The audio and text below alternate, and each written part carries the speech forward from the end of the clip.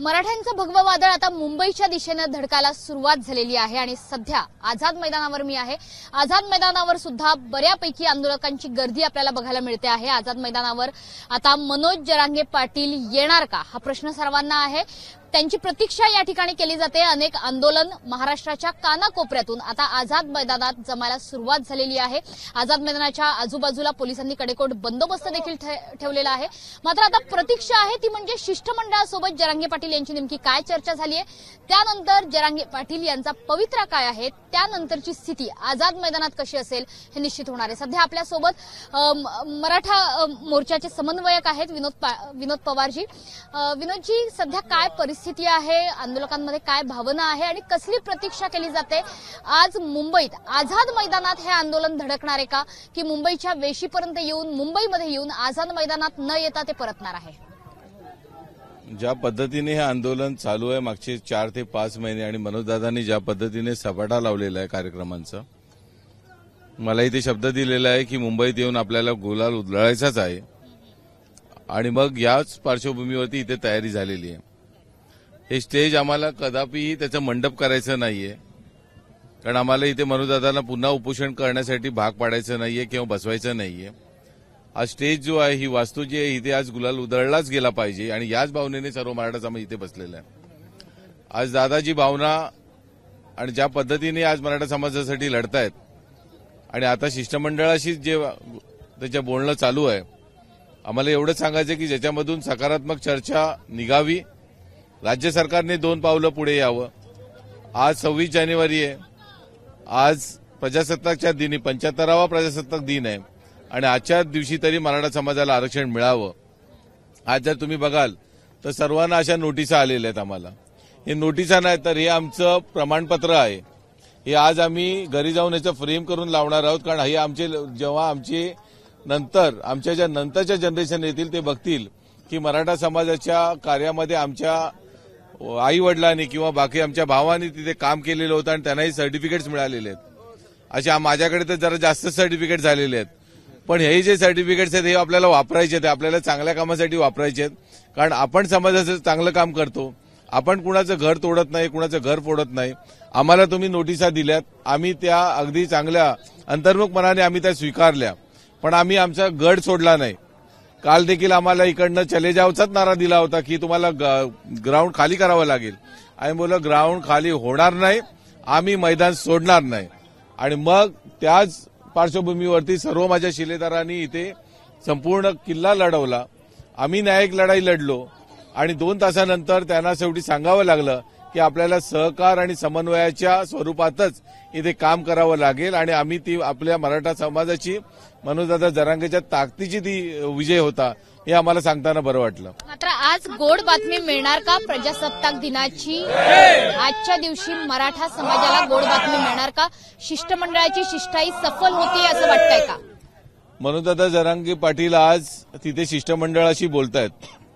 एकूण एक मराठा समाज इथे जो उभा आहे ना, त्यांना तुम्ही विचारा, तुम्हाला मनोजदादांनी घेतलेला निर्णय मान्य असे आहे की नाही?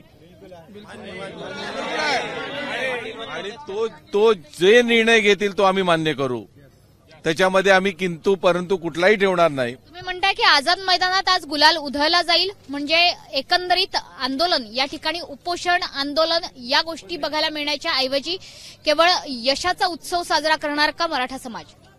आम्ही तर त्याच अपेक्षेने सर्व आलेलो आहोत। म्हणून आज तुम्ही बघाल बरेचसे लोक काळे कपडे नाही घालून आलेले। आम्हाला गुलालाचा कलर आमच्या कपड्यांवरती दिसला पाहिजे आणि त्या हेतूने आज आम्ही सर्व इथे जमलेलो आहोत। 40 वर्ष लढाई लढतोय ना, दररोज आपण इथेच आंदोलन करतोय। अजून किती वर्ष आम्ही आंदोलन करायची? त्यामुळे आता आम्हाला आंदोलन नाही करायचे, आता बास झालं आंदोलन। आम्हाला आमच्या मुलांना शिकवायचंय, त्यांना संधी द्यायची आहे, नोकरीमध्ये आमची मुलं पुढे गेली पाहिजेत। आता आमच्यासाठी वाट मोकळी करा। जो हायवे आमचा तुम्ही बंद केलेला होता तो आता आम्ही उघडलेला आहे आणि तो आमचा टोल फ्री हायवे असला पाहिजे मराठा समाजाचा, कारण मराठा समाजाची शैक्षणिक, आर्थिक आणि सामाजिक प्रगती जोरात झाली पाहिजे। कारण 30 वर्ष कुंठलेली ही लढाई होती, 30 वर्ष थांबवलेले तुम्ही आमचे निकष होते, तुम्ही आमच्या नोंदी थांबवलेल्या होत्या, ते आज मनोजदादा जरांगेंनी संपूर्ण देशासमोर उघड्या करून दिलेल्या आहेत। आणि त्यामुळे आताची जी लढाई आहे ती आमची प्रगती बरोबर असेल. आम्ही प्रगती एक्सप्रेस म्हणून मराठा समाज पुढे गेला पाहिजे, याच्यासाठी आज आम्ही इथे सर्व शिष्टमंडळाची शिष्टाई मान्य असेल का मराठा समाजाला आजची? मनोजदादा जरांगे पाटील जो निर्णय घेतील तो आम्हाला मान्य.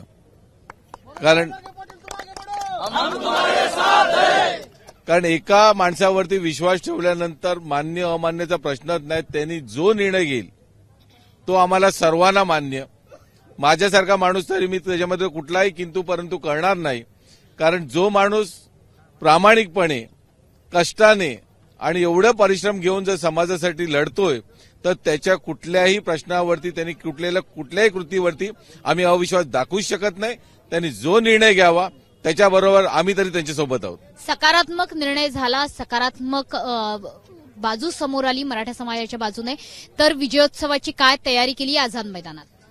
विजय उत्सवासाठी माझ्या शेजारी तुम्ही बघू शकता प्रतिरूप आलेलं आहे. आणि माझं असं म्हणणं आहे की विजय उत्सवासाठी मुख्यमंत्री स्वतः यावं. जर आज विजय उत्सव होणारच असेल आणि प्रजासत्ताक दिनी जर होणार असेल तर माझ्या मते त्याच्यापेक्षा चांगलं भाग्य आमच्याजवळ काही नसेल. आमचं एवढंच म्हणणं आहे, आमची सामाजिक लढाई आहे, आमची कुठली राजकीय लढाई नाही, कुणाच्या व्यक्तीच्या विरुद्ध आमची लढाई नाही. आमची लढाई आमच्या हक्कासाठी आहे, आमच्या समाज बांधवांसाठी आहे, गोरगरीब जनतेसाठी आमची लढाई आहे. आज प्रजासत्ताक दिनाला आझाद मैदानात गुलाल उधळला जाईल, फटाके फोडले जातील. अपेक्षा आणि इच्छा आणि आशीर्वाद तर तसेच घेऊन आलेलो आहोत. फटाक्यांच्या दुकानदारांना देखील आम्ही विचारून आलेलो आहोत.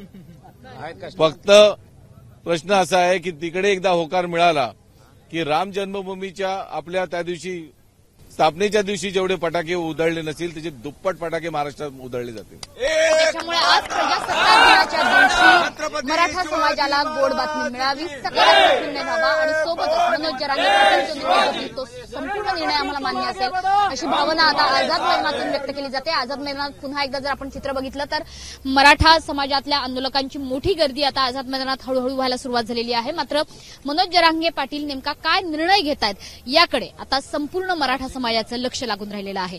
कॅमेरामन अनिल सनगरेंसह मनीष पाठक, एबीपी माझा, मुंबई. एबीपी माझा, उघडा डोळे बघा नीट.